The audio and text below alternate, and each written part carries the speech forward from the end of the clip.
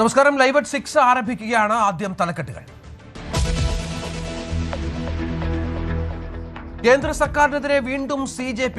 സമരക്കാർക്കെതിരെ എടുത്ത കേസുകൾ പിൻവലിക്കുമെന്ന ഉറപ്പുകൾ പാലിക്കുന്നില്ല.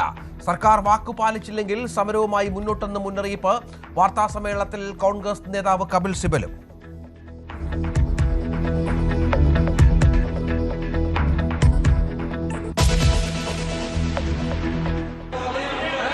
Item number 11 Shri Pankaj Chaudhary, मैं आपकी अनुमति से वित्त मंत्रालय से संबंधित.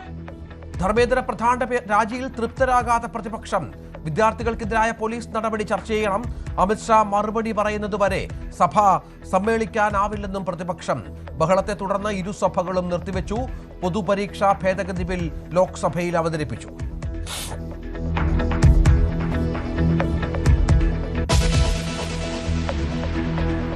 കോഴിക്കോട് വടകരയിൽ ലഹരിക്കേസിൽ അധ്യാപകർ അറസ്റ്റിലായ സംഭവത്തിൽ SIT രൂപീകരിച്ചു. ലഹരിയുടെ ഉറവിടം കേന്ദ്രീകരിച്ച് അന്വേഷണം. മറ്റു പ്രതികൾക്കായുള്ള അന്വേഷണവും ഊർജിതം. 2 സ്കൂൾ ടീച്ചർമാരെയും ജോലിയിൽ നിന്ന് പുറത്താക്കി.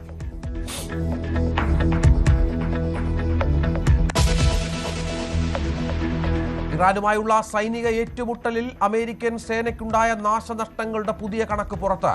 പെന്റഗണിന്റെ കണക്കനുസരിച്ച് 18 പേർ കൊല്ലപ്പെട്ടു. 624 US സൈനികർക്ക് പരിക്കേറ്റു. പുതിയ കണക്ക് നേരത്തെ പുറത്തുവിട്ടതിനേക്കാൾ കൂടുതൽ. സാങ്കേതിക തകരാറെന്ന് പെന്റഗൺ.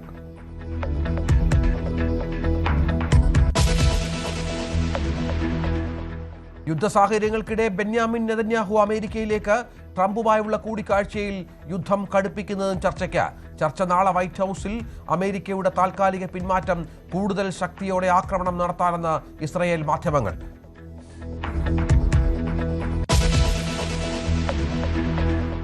എഥനോൾ പെട്രോൾ വിവാദത്തിൽ കോടതിയെ സമീപിച്ചു കേന്ദ്രമന്ത്രി നിതിൻ ഗഡ്കരി. നടപടി തനിക്കും കുടുംബത്തിനും സാമ്പത്തിക ലാഭമുണ്ടായെന്ന പ്രചാരണത്തിനെതിരെ അപകീർത്തികരമായ ഉള്ളടക്കങ്ങൾ സംബന്ധിച്ച് കേസ് ഫയൽ ചെയ്യാൻ അനുവദിച്ച ഹൈക്കോടതി. 4 സോഷ്യൽ മീഡിയ ഇൻഫ്ലുവൻസർമാർക്കെതിരെ നാഗ്പൂരിൽ FIR.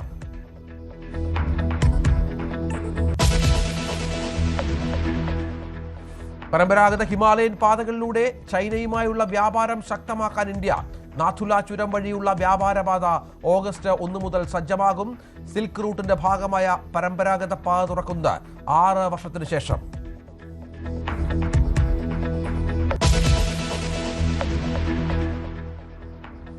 തലസ്ഥാനത്ത് ഞെട്ടിച്ച വഞ്ചിയൂർ കൊലപാതകം മുൻവൈരാഗ്യം മൂലമെന്ന് പോലീസ്. കൊല്ലപ്പെട്ട വൈശാഖും പ്രതികളും തമ്മിലുണ്ടായിരുന്നത് വഴിത്തർക്കം. ചോദ്യം ചെയ്യൽ പൂർത്തിയായി. അറസ്റ്റ് രേഖപ്പെടുത്തി. പോസ്റ്റ്മോർട്ടത്തിന് ശേഷം മൃതദേഹം ബന്ധുക്കൾക്ക് കൈമാറും.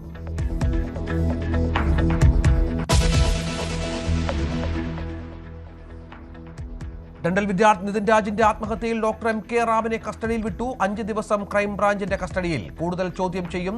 കസ്റ്റഡിയിൽ വിട്ടത് തലശ്ശേരി പ്രിൻസിപ്പൽ സെഷൻസ് കോടതി.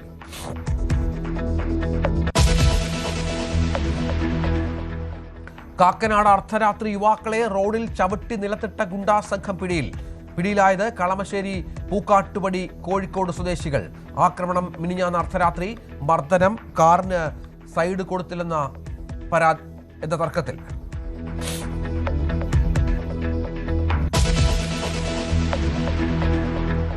വിജയ്ക്ക് പിന്നാലെ ധനുഷും രാഷ്ട്രീയത്തിലേക്കെന്ന സൂചന. ആരാധകരുടെ ഒത്തൊരുമ ജനസേവനത്തിനായി വിനിയോഗിക്കണമെന്ന് താരം. ധനുഷിന്റെ രാഷ്ട്രീയ താൽപര്യം സജീവ ചർച്ചയാക്കി തമിഴ്നാട്.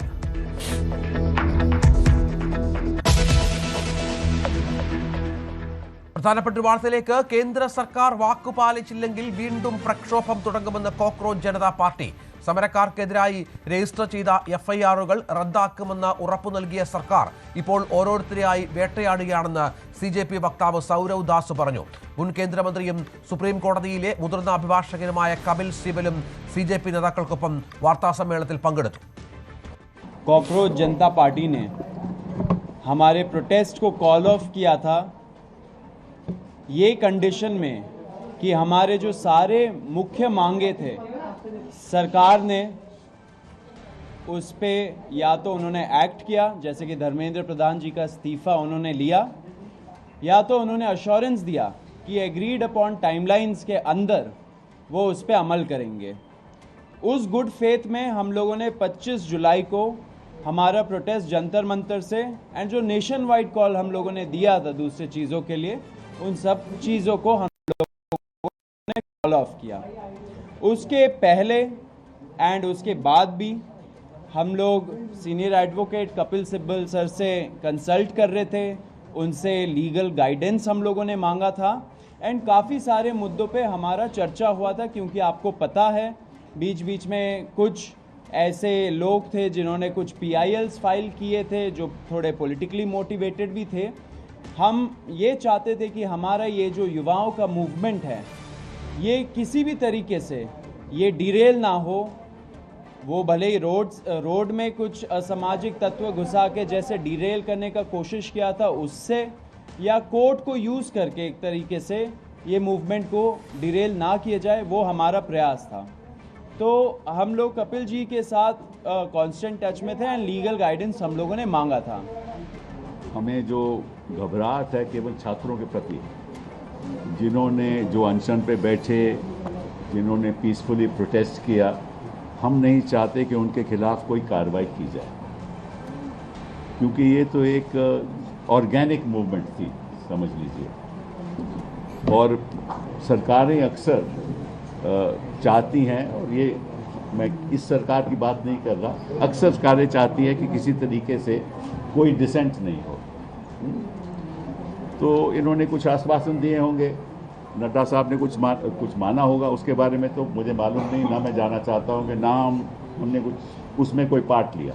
लेकिन जब मेरे पास आए तो मैंने कहा कि भाई कानून के आधार पे हम आपकी मदद करेंगे, और ज़रूर मदद करेंगे और हम करेंगे।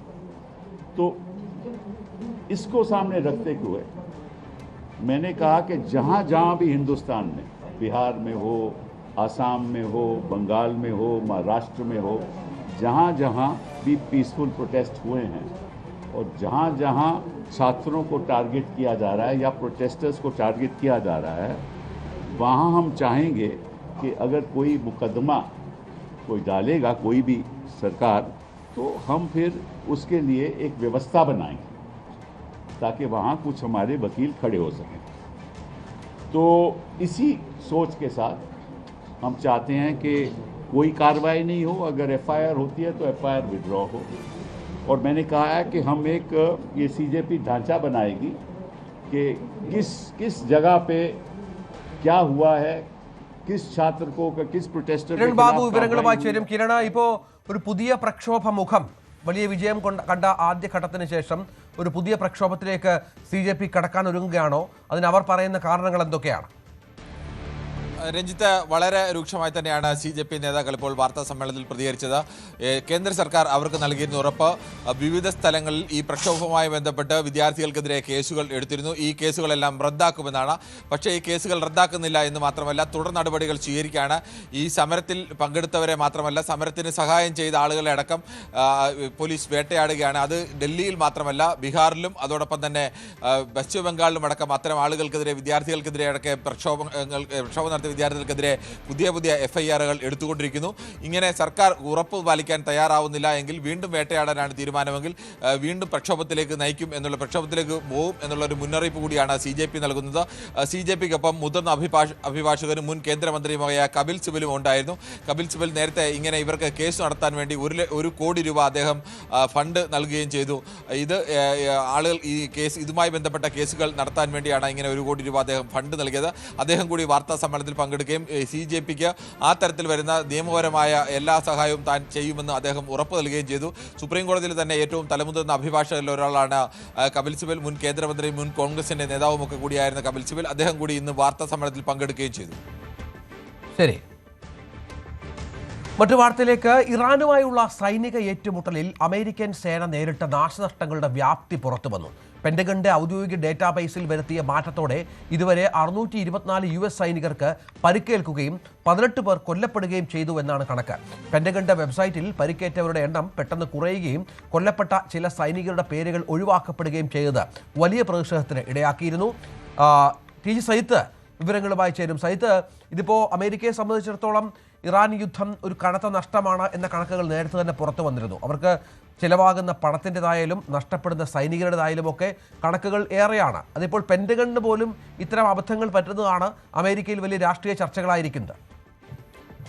തീർച്ചയായിട്ടും രഞ്ജിത്ത്, അമേരിക്കയുടെ സൈനിക ചെലവ്, അതായത് ഇറാനുമായുള്ള ഏറ്റുമുട്ടലിൽ എത്ര നഷ്ടമുണ്ടായെന്ന കൃത്യമായ ഒരു കണക്ക് പുറത്തുവിടാൻ ഇതുവരെയും പെൻറ്റഗൺ തയ്യാറായിട്ടില്ല. ആദ്യഘട്ടത്തിൽ പുറത്തുവിട്ട ചില കണക്കുകൾ സംബന്ധിച്ച അവ്യക്തതകൾ ചൂണ്ടിക്കാട്ടപ്പെട്ടിരുന്നു. സെനറ്റർമാർ അമേരിക്കൻ കോൺഗ്രസിൽ ഈ വിഷയത്തിൽ ശക്തമായ വിമർശനം ഉന്നയിച്ചു. അമേരിക്കൻ മാധ്യമങ്ങളും ഒപ്പം തന്നെ അഭിഭാഷകരുമടക്കം കടുത്ത വിമർശനം ഉന്നയിച്ചതുകൊണ്ടുകൂടിയാണ് ഇപ്പോൾ ഒരു സമഗ്രമായ അഴിച്ചുപണിക്ക് പെൻറ്റഗണിൻ്റെ ഔദ്യോഗികമായ വെബ്സൈറ്റിൽ ഇത്തരമൊരു തയ്യാറെടുപ്പ് നടത്തിയിരിക്കുന്നത്. ഈ കണക്ക് പ്രകാരമാണ് 624 പേർക്ക് പരിക്കേൽക്കുകയും 18 സൈനികരുടെ ജീവൻ നഷ്ടമായതും സംബന്ധിച്ച അറിയിപ്പ് ഔദ്യോഗികമായി തന്നെ അമേരിക്ക സ്ഥിരീകരിക്കുന്നത്. പക്ഷേ ഈ കണക്കും പൂർണ്ണമല്ല എന്നതാണ് പുറമേയുള്ള ഔദ്യോഗിക ഏജൻസികളുടെ നിരീക്ഷണം. ഇതിൽ 42 അമേരിക്കൻ യുദ്ധവിമാനങ്ങൾ തന്നെ നഷ്ടപ്പെട്ടിട്ടുണ്ട്. അതിൽ അമേരിക്ക ലക്ഷക്കണക്കിന് രൂപ ചെലവഴിച്ച് തയ്യാറാക്കിയ അത്യാധുനിക സാങ്കേതിക വിദ്യയുള്ള പല വിമാനങ്ങളും സൈനിക ഉപകരണങ്ങളും അടക്കം ഈ നാശനഷ്ടത്തിൽ പെട്ടിട്ടുണ്ട് എന്നതാണ് പ്രധാനപ്പെട്ട കാര്യം. മറ്റൊരു പ്രധാനപ്പെട്ട നീക്കം ട്രംപ് ഭരണകൂടത്തിൻ്റെ ഭാഗത്തു നിന്നുമുണ്ടായത് 60 ദിവസത്തിലധികം വരുന്ന മറ്റേതെങ്കിലും രാജ്യവുമായുള്ള സൈനിക നടപടിക്ക് അമേരിക്കൻ കോൺഗ്രസിൻ്റെ അനുമതി വേണം. ഈ അനുമതിയില്ലാതെയാണ് ഇറാനുമായുള്ള യുദ്ധത്തിനിറങ്ങിയത്. യുദ്ധമാവട്ടെ 144 ദിവസത്തിൽ പരം നീണ്ടു നിൽക്കുകയും ചെയ്യുന്ന സാഹചര്യത്തിലാണ്. ഫലത്തിൽ അമേരിക്കൻ കോൺഗ്രസിൻ്റെ അനുമതിയില്ലാതെ യുദ്ധത്തിനിറങ്ങി എന്ന വെല്ലുവിളി മറികടക്കാൻ 2 രീതിയിലുള്ള നീക്കങ്ങൾ നടത്തിയിട്ടുണ്ട്. യുദ്ധത്തെ 2 ഘട്ടമായി തിരിച്ചുകൊണ്ടാണ് നീക്കം നടത്തുന്നത്. അതിലൊന്ന് ഓപ്പറേഷൻ എപ്പിക് ഫ്യൂരിയും മറ്റൊന്ന് ഇൻ്റർനാഷണൽ ഏറ്റുമുട്ടലും എന്ന രീതിയിൽ മാറ്റിക്കൊണ്ടാണ് ഇത്തരമൊരു നീക്കം നടത്തിയത്. പക്ഷേ ഈ 2 കണക്കുകളും സംയോജിപ്പിച്ച് ഒന്നായി തന്നെ അവതരിപ്പിക്കണമെന്ന വാദമാണ് അമേരിക്കയിൽ ഉയരുന്നത്. ചുരുക്കത്തിൽ ഈ ഏറ്റുമുട്ടലിൻ്റെ ആദ്യ ദിവസങ്ങളിൽ തന്നെ അമേരിക്കയ്ക്ക് വേണ്ടി വന്നത് പ്രതിദിനം $891 മില്യൺ പ്രതിദിനം ചെലവഴിച്ചിരുന്നത് എന്നാണ്. അതായത് അവർ കണക്ക് കൂട്ടിയതിനേക്കാൾ എത്രയോ ഇരട്ടി ചെലവ് ആദ്യ ദിവസങ്ങളിൽ തന്നെ ചെലവ് ചെയ്യേണ്ടി വരുന്നു എന്നതാണ് സാഹചര്യം. എന്തായാലും ജൂലൈ വരെയുള്ള കണക്ക് പുറത്തു വരുമ്പോൾ $37 ബില്യൺ ചിലവുണ്ടായി എന്ന ഔദ്യോഗിക സ്ഥിരീകരണം തന്നെ വരുന്നുണ്ട്. പക്ഷേ ആ കണക്ക് ഇനിയും ഉയരും എന്നതാണ് പ്രധാനപ്പെട്ട സാഹചര്യം. അതുകൊണ്ട് അമേരിക്ക പുറത്തുവിടുന്ന കണക്കുകൾ കൃത്യമല്ലെങ്കിൽ കൂടിയും ഇപ്പോൾ അംഗീകരിക്കപ്പെടുന്നത് തന്നെ ഏറെ ഞെട്ടിക്കുന്ന സാഹചര്യമാണ്. അമേരിക്കയ്ക്ക് ചുരുക്കത്തിൽ ഉണ്ടാവുന്നത് കനത്ത സാമ്പത്തിക നഷ്ടമാണ് എന്നതാണ് ഇറാൻ യുദ്ധം നീണ്ടു നിൽക്കുമ്പോഴുണ്ടാകുന്ന സാഹചര്യത്തിൽ പുറത്തുവരുന്ന കണക്ക്. ശരി സൈത്ത്, നാഥുല പാസ് വീണ്ടും തുറക്കുന്നു. നാഥുല പാസ് വഴിയുള്ള ചൈനയും ഇന്ത്യയും തമ്മിലുള്ള വ്യാപാരം ഓഗസ്റ്റ് 1 മുതൽ പുനരാരംഭിക്കുകയാണ്. കോവിഡ് പടർന്നു പിടിച്ചതിനെ തുടർന്ന് 2020 മുതൽ നിർത്തിവെച്ച വ്യാപാരമാണ് 6 വർഷത്തിന് ശേഷം വീണ്ടും ആരംഭിക്കുന്നത്. ചരിത്രപ്രസിദ്ധമായ സിൽക്ക് റൂട്ട് തുറക്കുന്നതിലൂടെ ഇരു രാജ്യങ്ങൾക്കുമിടയിലെ ബന്ധം ശക്തിപ്പെടുന്നതിനൊപ്പം സമ്പദ് വ്യവസ്ഥയ്ക്കും നേട്ടമാകും. സജിത്ത് വിവരങ്ങൾ പങ്കുവെക്കും. സജിത്ത്, ഏതാണ്ട് ഒരു വലിയ, നമുക്കറിയാം, അതിർത്തി പ്രശ്നവുമായി ബന്ധപ്പെട്ട് ഇന്ത്യയും ചൈനയും തമ്മിലുള്ള ദീർഘകാലമായ വിഷയങ്ങൾ, അത് പരിഹരിക്കുന്ന ഒരു നേട്ടം, നയതന്ത്രം കൂടി ഇതിൻ്റെ പുറകിലുണ്ടല്ലോ. തീർച്ചയായിട്ടും രഞ്ജിത്ത്, വളരെ പ്രധാനപ്പെട്ട നീക്കമാണ് ഇരു രാജ്യങ്ങൾക്കിടയിലും ഉണ്ടാവുന്നത്. അയൽ രാജ്യമായ ചൈനയുമായി മികച്ച വ്യാപാര ബന്ധമുണ്ടായിരുന്ന രാജ്യമാണ് ഇന്ത്യ. പക്ഷേ അതിർത്തി തർക്കങ്ങൾ പലപ്പോഴും വെല്ലുവിളി ഉണ്ടാക്കി. ഏറ്റവും ഒടുവിൽ കോവിഡ് എന്ന പുതിയൊരു വെല്ലുവിളിയും വന്നു. ഇതോടുകൂടി വ്യാപാര ബന്ധത്തിൽ വലിയ ഇടിവുണ്ടായി. പ്രത്യേകിച്ച് ഇന്ത്യക്കും ചൈനയ്ക്കുമിടയിൽ വ്യാപാര സാധ്യതകൾക്ക് പരമ്പരാഗതമായ ചില റൂട്ടുകൾ തന്നെയുണ്ട്. സിൽക്ക് റൂട്ടുകൾ എന്നറിയപ്പെടുന്ന നിരവധി പരമ്പരാഗത പാതകളുണ്ട്. ഈ പാതകളൊക്കെ പുനരുജ്ജീവിപ്പിക്കാനുള്ള ധാരണ കഴിഞ്ഞ വർഷം നടന്ന ചർച്ചകളിൽ ധാരണയായിട്ടുള്ളതാണ്. പ്രധാനമന്ത്രിയുടെ സുരക്ഷാ ഉപദേഷ്ടാവായ അജിത് ഡോവലും ഒപ്പം തന്നെ ചൈനീസ് വിദേശകാര്യമന്ത്രിയും ഇത് സംബന്ധിച്ച ചില ധാരണകൾ നേരത്തെ തന്നെ ഉണ്ടായി. ഇതിൻ്റെ ഭാഗമായിട്ടുള്ള പ്രധാനപ്പെട്ട ഒരു നീക്കമാണ് ഓഗസ്റ്റ് 1 മുതൽ ഉണ്ടാവുന്നത്. നാഥുല പാസ് വഴിയുള്ള വ്യാപാരം പുനരാരംഭിക്കുകയാണ്. അതിനുള്ള എല്ലാ ക്രമീകരണങ്ങളും നടത്തിയിട്ടുണ്ട്. ഇന്ത്യൻ സംസ്ഥാനമായ സിക്കിമും ഒപ്പം തന്നെ ടിബറ്റുമായി ബന്ധിപ്പിക്കുന്ന തന്ത്രപ്രധാനമായ റൂട്ടാണിത്. നേരത്തെ തന്നെ കൈലാസ് മാനസരോവർ യാത്രയ്ക്ക് വേണ്ടി ഈ പാത തുറന്നു കൊടുത്തിരുന്നു. ഇതാ ഇപ്പോൾ വ്യാപാരത്തിന് വേണ്ടി കൂടി ഈ പാത തുറക്കുന്നു എന്ന വളരെ പ്രധാനപ്പെട്ട നീക്കമാണ്. ഇതോടുകൂടി പ്രാദേശിക വികസനത്തിനൊപ്പം തന്നെ ഇരു രാജ്യങ്ങളും തമ്മിലുള്ള വ്യാപാര ബന്ധം വലിയ രീതിയിൽ ഉയരുന്നതിന് കൂടി കാരണമാകും. ഇതിന് പുറമെ 2 പ്രധാനപ്പെട്ട പാതകൾ, ഒന്ന് ഹിമാചൽ പ്രദേശ് വഴിയുള്ളതും മറ്റൊന്ന് ഉത്തരാഖണ്ഡ് വഴിയുമുള്ള മറ്റ് 2 പാതകളും ഹിമാലയൻ പാതകളും ചൈനയുമായുള്ള പരമ്പരാഗത റൂട്ടുകൾ തുറക്കപ്പെടുന്നതിലൂടെ സാധ്യമാവുകയാണ്. അങ്ങനെയെങ്കിൽ തന്ത്രപ്രധാനമായൊരു നീക്കത്തിനാണ് തുടക്കമാകുന്നത്. ശരി സൈത്ത്. വടകരയിൽ ലഹരി ഇടപാട് കേസിൽ ഉൾപ്പെട്ട 2 അധ്യാപികമാരെയും പുറത്താക്കി. കേസിൽ അന്വേഷണം കൂടുതൽ പേരിലേക്ക് വ്യാപിക്കുകയാണ്.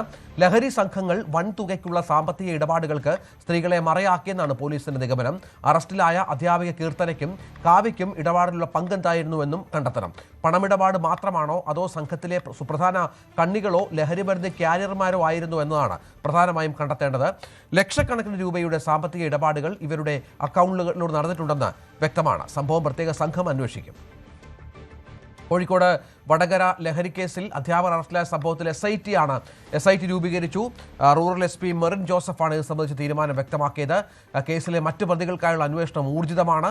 വിദ്യാർത്ഥികൾ ഉൾപ്പെട്ടിട്ടുണ്ടോ എന്നും റൂറൽ SP അന്വേഷിക്കുമെന്നും റൂറൽ SP വ്യക്തമാക്കി.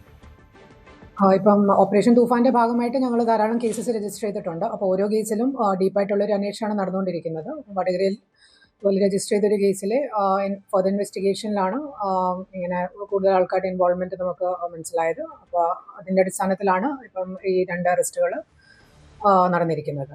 അപ്പം സാധാരണ ഇപ്പം കേസ് രജിസ്റ്റർ ചെയ്യുമ്പം നമ്മൾ സ്പോട്ടിൽ അറസ്റ്റ് ചെയ്യുന്നവരെ വെച്ചാണ് നമ്മൾ ചാർജ് കൊടുക്കാറുള്ളത്. പക്ഷേ ഓപ്പറേഷൻ തൂഫാന്റെ ഭാഗമായിട്ട് ഓരോ കേസിലും ഡീപ്പായിട്ടുള്ളൊരു അന്വേഷണം വേണം. പിന്നെ ഓരോ കേസിൻ്റെ പിന്നിലൊരു നെറ്റ്വർക്ക് ഓപ്പറേറ്റ് ചെയ്യുന്നുണ്ട്. അപ്പോൾ ഈ നെറ്റ്വർക്ക് ഓപ്പറേറ്റ് ചെയ്യുന്ന ആൾക്കാരെ കണ്ടുപിടിക്കാനും അതുപോലെ ഇതിൻ്റെ സോഴ്സ് കണ്ടെത്താനുള്ളൊരു ശ്രമം നമ്മുടെ ഭാഗത്ത് ഉണ്ട്. അപ്പോൾ അതുകൊണ്ട് ഈ കേസിൽ ഇപ്പോൾ ഒരു SIT കോൺസ്റ്റിറ്റ്യൂട്ട് ചെയ്തിട്ടുണ്ട്. ഡീപ്പായിട്ടുള്ള ഇൻവെസ്റ്റിഗേഷനും ഫർദർ അറസ്റ്റുകളും ഇനി വരുന്ന ദിവസങ്ങളുണ്ടാകും. വഞ്ചിയൂർ കൊലപാതകം പ്രതികൾ കരുതിക്കൂട്ടി നടത്തുമെന്ന് പോലീസ്. പ്രധാന പ്രതി പ്രദീപുമായുള്ള മുൻവൈരാഗ്യമാണ് വിശാഖിന്റെ കൊലപാതകത്തിൽ കലാശിച്ചത്. പ്രതികൾ ആയുധങ്ങൾ നേരത്തെ വാങ്ങിവെച്ചു. കൂടുതൽ പ്രതികൾ ഉണ്ടോ എന്ന് അന്വേഷണം തുടരുകയാണ്. പോലീസിനെ തെറ്റിദ്ധരിപ്പിക്കാൻ ശ്രമിച്ചുവെന്നും ശംഖുമുഖം ACP മാധ്യമങ്ങളോട് പറഞ്ഞു. അതിലെ 1-ാം പ്രതി 10 പ്രദീപ് എന്നറിയപ്പെടുന്നയാളാണ്. ഈ ആളും ഈ കൊല്ലപ്പെട്ട വിശാഖും തമ്മിൽ മുൻവിരോധം ഉണ്ടായിരുന്നു. മാത്രമല്ല അവർ അയൽവാസികളാണ്, ബന്ധുക്കളാണ്. വസ്തുതർക്കത്തിൽ തുടങ്ങിയ ഒരു ക്ലാഷാണ് ഈ കൊലപാതകത്തിലേക്ക് നയിച്ചത്. മുൻവിരോധവും ഈ തർക്കം ഇന്നലെ എങ്ങാണ്ട് 2 ദിവസത്തിന് മുമ്പ് ഇയാളുടെ ബന്ധുവായിട്ട് എന്നിട്ട് ചെറിയ വാക്ക് തർക്കം ഉണ്ടായി. അതാണ് സഡൻ പ്രൊവോക്കേഷൻ എന്നാണ് അന്വേഷണത്തിൽ മനസ്സിലായത്. പ്രതികൾ കസ്റ്റഡിയിലുണ്ട്. കൂടുതൽ അന്വേഷണം നടന്നു വരികയാണ്. 1-ാം പ്രതിക്ക് 7ഓളം കേസുകളുണ്ട്, വധശ്രമം ഉൾപ്പെടെ. 2-ാം പ്രതിക്ക് ഇത് 2ാമത്തെ കേസാണ്. പക്ഷേ ആദ്യത്തെ കേസ് മർഡർ കേസാണ്. ഒരു കൊച്ചുകുട്ടൻ എന്ന ആളെ കൊലപ്പെടുത്തിയ കേസിലെ പ്രതിയാണ്. 3ാമത്തെ ആൾ നസീർ ഖാൻ 5 കേസുണ്ട്. അയാൾ പേട്ട സ്റ്റേഷനിലെ RHS ആണ്, ആൻറ്റി സോഷ്യലാണ്, റൗഡിയാണ്. 4ാം പ്രതി ശിവപ്രസാദാണ്. അയാൾ വിഴിഞ്ഞം പോലീസ് സ്റ്റേഷനിൽ RHS ആണ്, അതായത് റൗഡിയാണ്. അയാൾക്ക് 12ഓളം കേസുകളുണ്ട്. അതിൽ പ്ലാനിങ് ഉണ്ടായിരുന്നു. അത് തലേന്ന് അതിൻ്റെ അന്വേഷണം നടക്കുന്നുണ്ട്. തലേന്ന് തന്നെ അതിൻ്റെ പ്ലാനിങ് നടന്നു. അതിന് ആവശ്യമായ വെപ്പൺസ് കരുതുകയും വേണ്ട വാഹനം അവർ കണ്ടെത്തുകയൊക്കെ ചെയ്തു. ആസൂത്രണ ബോർഡിലെ പരീക്ഷാ ക്രമക്കേടിൽ വിശദമായ അന്വേഷണം വേണമെന്ന് PSC ആഭ്യന്തര വിജിലൻസ്. തട്ടിപ്പിൽ കൂടുതൽ ഉദ്യോഗസ്ഥർക്ക് പങ്കുണ്ട്. പ്രതിസ്ഥാനത്ത് പരീക്ഷാ വിഭാഗത്തിലെ ഉദ്യോഗസ്ഥരുമുണ്ട്. ഇക്കാര്യത്തിൽ വിശദമായ അന്വേഷണം വേണമെന്ന് ആഭ്യന്തര വിജിലൻസ് റിപ്പോർട്ടിൽ പറയുന്നു. റിപ്പോർട്ട് PSC യോഗത്തിൽ വെച്ചു. സംസ്ഥാന ആസൂത്രണ ബോർഡിലെ പരീക്ഷാ ക്രമക്കേടുമായി ബന്ധപ്പെട്ട് PSCയുടെ ആഭ്യന്തര വിജിലൻസ് നടത്തിയ അന്വേഷണ റിപ്പോർട്ട് പരിശോധിക്കുന്നതിനും ചർച്ച ചെയ്യുന്നതിനും വേണ്ടിയാണ് ഇന്ന് PSC ആസ്ഥാനത്ത് ബോർഡ് യോഗം ചേർന്നത്. ആ യോഗത്തിലാണ് ആഭ്യന്തര വിജിലൻസ് സമർപ്പിച്ച അന്വേഷണ റിപ്പോർട്ട് വിശദമായി തന്നെ ചർച്ച ചെയ്ത് റിപ്പോർട്ടിൽ പ്രധാനമായി 2 കാര്യങ്ങളാണ് എടുത്തു പറയുന്നത്. അതിലൊന്ന്, ഗുരുതരമായ വീഴ്ച സംഭവിച്ചിരിക്കുന്നു. ഉദ്യോഗസ്ഥ തലത്തിൽ പ്രത്യേകിച്ച് പരീക്ഷാ ഭവനിലെ കൂടുതൽ ഉദ്യോഗസ്ഥർക്ക് ഈ ക്രമക്കേടിൽ പങ്കുണ്ട് എന്ന് അന്വേഷണത്തിൽ ഇതുവരെ നടത്തിയ അന്വേഷണത്തിൽ കണ്ടെത്തിയതായാണ് റിപ്പോർട്ടിൽ കൃത്യമായി എടുത്തു പറയുന്നത്. അതോടൊപ്പം സമഗ്രമായ അന്വേഷണം ആവശ്യമുണ്ടോ എന്ന കാര്യം കൂടി പറയുന്നുണ്ട്. അതായത് കുറച്ചുകൂടി ആസൂത്രിതമായി വിപുലമായ തരത്തിലാണ് ഈ ക്രമക്കേട് നടന്നിരിക്കുന്നത്. അതുകൊണ്ട് കേവലം ഒരു അന്വേഷണം എന്നതിനപ്പുറത്തേക്ക് സമഗ്രമായ ഒരു അന്വേഷണമാണ് ആവശ്യമായിട്ടുള്ളത്. അത്തരത്തിൽ അന്വേഷണം നടത്തേണ്ടത് ഈ കേസിൻ്റെ കൂടുതൽ കാര്യങ്ങൾ വിശദാംശങ്ങൾ ശേഖരിക്കുന്നതിനും യഥാർത്ഥ കുറ്റവാളികൾ ആരൊക്കെയാണെന്ന് കണ്ടെത്തുന്നതിനും അനിവാര്യമെന്നും ഈ റിപ്പോർട്ടിൽ പരാമർശമുണ്ട്.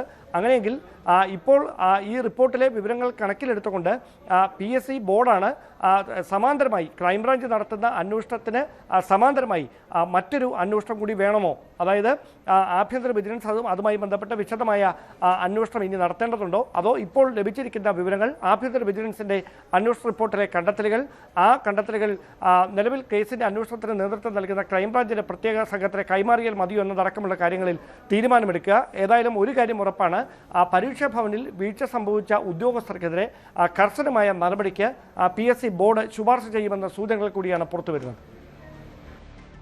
നടി ലക്ഷ്മിപ്രിയക്കെതിരായ പരാതിയിൽ അൻസിബയുടെ മൊഴി എറണാകുളം 1ാം ക്ലാസ് ജുഡീഷ്യൽ മജിസ്ട്രേറ്റ് കോടതി രേഖപ്പെടുത്തും. ഇതിനായി അടുത്ത മാസം 29-ന് അൻസിബ നേരിട്ട് ഹാജരാകണമെന്ന് കോടതി നിർദ്ദേശിച്ചു. സമൂഹ മാധ്യമത്തിലൂടെ അധിക്ഷേപിച്ചുവെന്ന് ചൂണ്ടിക്കാട്ടിയാണ് അൻസിബയുടെ പരാതി.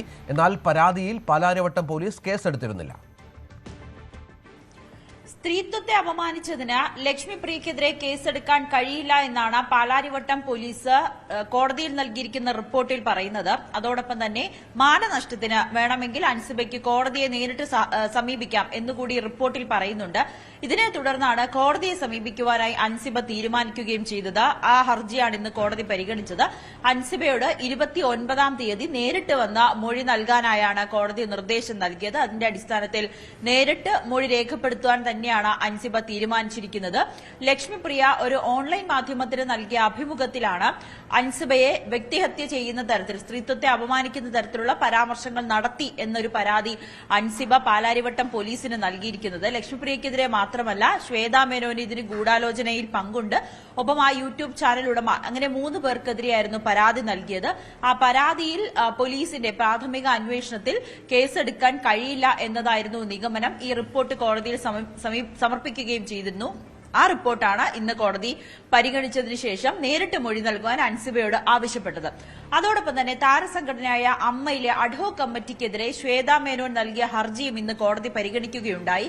അതിൽ രമേശ് പിഷാരടിയും കക്ഷി ചേർന്നിരുന്നു. രമേശ് പിഷാരടി പക്ഷേ ഇന്ന് കോടതിയെ അറിയിച്ചിരിക്കുന്നത് താൻ ഈ കേസുമായി മുന്നോട്ട് പോകാൻ തനിക്ക് താല്പര്യമില്ല, ഈ കേസിൽ നിന്ന് പിന്മാറുന്നു എന്നാണ് രമേശ് പിഷാരടി കോടതിയെ അറിയിച്ചിരിക്കുന്നത്. അതിന് കാരണം താൻ ഇപ്പോൾ അഡ്ഹോക് കമ്മിറ്റിയുടെ കൺവീനർ സ്ഥാനത്ത് നിന്നും രാജിവെച്ചിട്ടുണ്ട്.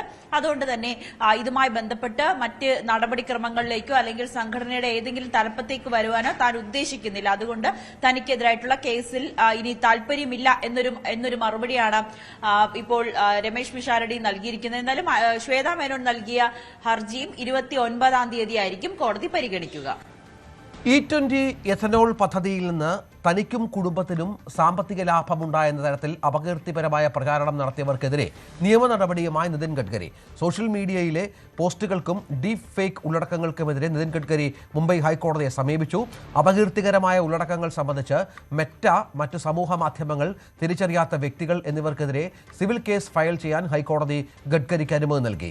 എഥനോൾ സംബന്ധിച്ച നയം നടപ്പാക്കുന്നത് പെട്രോളിയം മന്ത്രാലയത്തിന്റെ കീഴിലാണെന്നും അതുമായി തനിക്കോ കുടുംബത്തിനോ ബന്ധമില്ലെന്നും ഗഡ്കരി ഹർജിയിൽ വ്യക്തമാക്കുന്നു. ജസ്റ്റിസ് അഭയ് അഹൂജ അധ്യക്ഷനായ ബെഞ്ചാണ് ഹർജി പരിഗണിച്ചത്.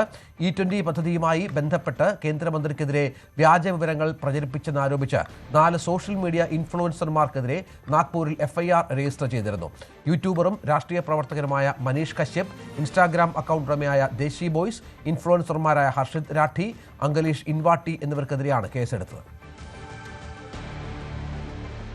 സംസ്ഥാന സർക്കാരിന്റെ മദ്യനയം ഉടൻ പ്രഖ്യാപിക്കണമെന്ന് KCBC. മദ്യലഭ്യത കുറച്ചുകൊണ്ടുവരുന്നതാവണം പുതിയ നയം. AK ആന്റണി, ഉമ്മൻചാണ്ടി സർക്കാരുകളുടെ മദ്യനയത്തോട് കൂറുപുലർത്തുന്നതാകണം പുതിയ സർക്കാരിന്റെ നയമെന്നും KCBC മദ്യവിരുദ്ധ സമിതി ആവശ്യപ്പെട്ടു. വീര്യം കുറഞ്ഞ മദ്യോൽപാദനത്തിന് അനുമതി നൽകരുത്. വീര്യം കൂടിയ മദ്യത്തിന്റെ വീര്യം ഘട്ടം ഘട്ടമായി കുറച്ചുകൊണ്ടുവന്ന് സമ്പൂർണ്ണ മദ്യനിരോധനം നടപ്പിലാക്കണമെന്നും KCBC മദ്യവിരുദ്ധ സമിതി ആവശ്യപ്പെട്ടു. വ്യക്തിപൂജാ വിവാദത്തിനിടെ ഇടവച്ച ഗാനം എഴുതിയ ആളുടെ പുസ്തകം പ്രകാശനം ചെയ്ത് P. ജയരാജൻ. കണ്ണൂരിൻ്റെ വിപ്ലവസൂര്യൻ എന്ന പേരിൽ P. ജയരാജനെ പുകഴ്ത്തിയിറങ്ങിയ വീഡിയോ ആൽബത്തിൻ്റെ രചന നിർവഹിച്ച പ്രദീപൻ കടേപ്രത്തിൻ്റെ കവിതാ സമാഹാരമാണ് ജയരാജൻ പ്രകാശനം ചെയ്തത്. തൻ്റെ അറിവോടെയല്ല വിപ്ലവസൂര്യൻ എന്ന ആൽബം പുറത്തിറങ്ങിയതെന്ന് ജയരാജൻ പറഞ്ഞു. P. ജയരാജനിൽ എതിരെ CPM-ൽ വലിയ വിമർശനങ്ങൾക്കിടയാക്കിയതാണ് ജയരാജനെ പുകഴ്ത്തിക്കൊണ്ടുള്ള ആൽബം. വ്യക്തിപൂജയ്ക്ക് ജയരാജൻ തടയിട്ടില്ലെന്നായിരുന്നു ആരോപണം. BJP-യിലെ ഫണ്ട് തട്ടിപ്പ് വാർത്തകൾ നിഷേധിച്ച് സംസ്ഥാന അധ്യക്ഷൻ രാജീവ് ചന്ദ്രശേഖർ. മാധ്യമങ്ങൾ BJP-ക്കെതിരെ നടത്തുന്നത് സംഘടിത ആക്രമണമാണ്. ഈ വാർത്തകളെല്ലാം പരിപൂർണമായും വസ്തുതാവിരുദ്ധമാണ്. സങ്കല്പത്തിലുള്ള വ്യാജ വാർത്തകളെ കേരളം തള്ളിക്കളയുമെന്നും രാജീവ് ചന്ദ്രശേഖർ പ്രസ്താവനയിലൂടെ വ്യക്തമാക്കി. കണ്ണൂർ അഞ്ചരക്കണ്ടി ദന്തൽ കോളേജ് വിദ്യാർത്ഥി നിതിൻ രാജിന്റെ മരണത്തിൽ പ്രതി MK റാമിനെ ക്രൈംബ്രാഞ്ചിന്റെ കസ്റ്റഡിയിൽ വിട്ടു. 5 ദിവസത്തേക്കാണ് കസ്റ്റഡി. തലശ്ശേരി പ്രിൻസിപ്പൽ സെഷൻസ് കോടതിയാണ് കസ്റ്റഡി അനുവദിച്ചത്. റാമിനെ കൂടുതൽ ചോദ്യം ചെയ്യാനുണ്ടെന്ന് ക്രൈംബ്രാഞ്ച് ആവശ്യം കോടതി അംഗീകരിക്കുകയായിരുന്നു. തമിഴ് നടൻ ധനുഷ് രാഷ്ട്രീയ പ്രവേശനത്തിൽ ഒരുങ്ങുന്നതായി സൂചന. ആരാധകരുടെ ഒത്തൊരുമ ജനസേവനത്തിനായി വിനിയോഗിക്കണമെന്ന് താരം ആവശ്യപ്പെട്ടതോടെയാണ് തമിഴകത്ത് പുതിയ ചർച്ചകൾക്ക് തുടക്കമായിരിക്കും.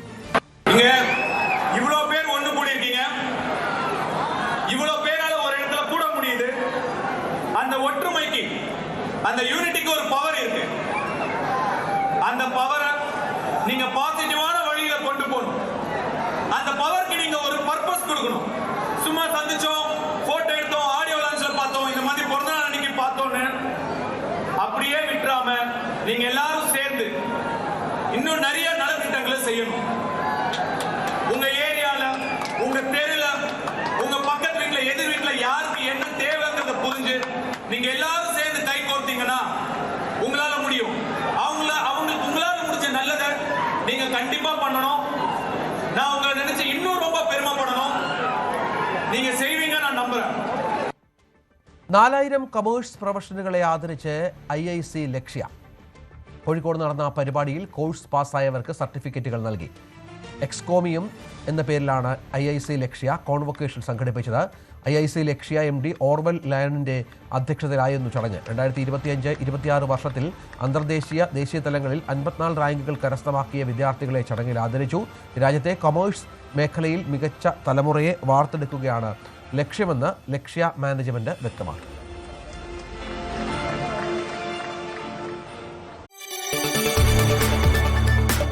കൂടുതൽ വാർത്തകൾക്ക് News 18 Keralam YouTube channel subscribe ചെയ്യുക.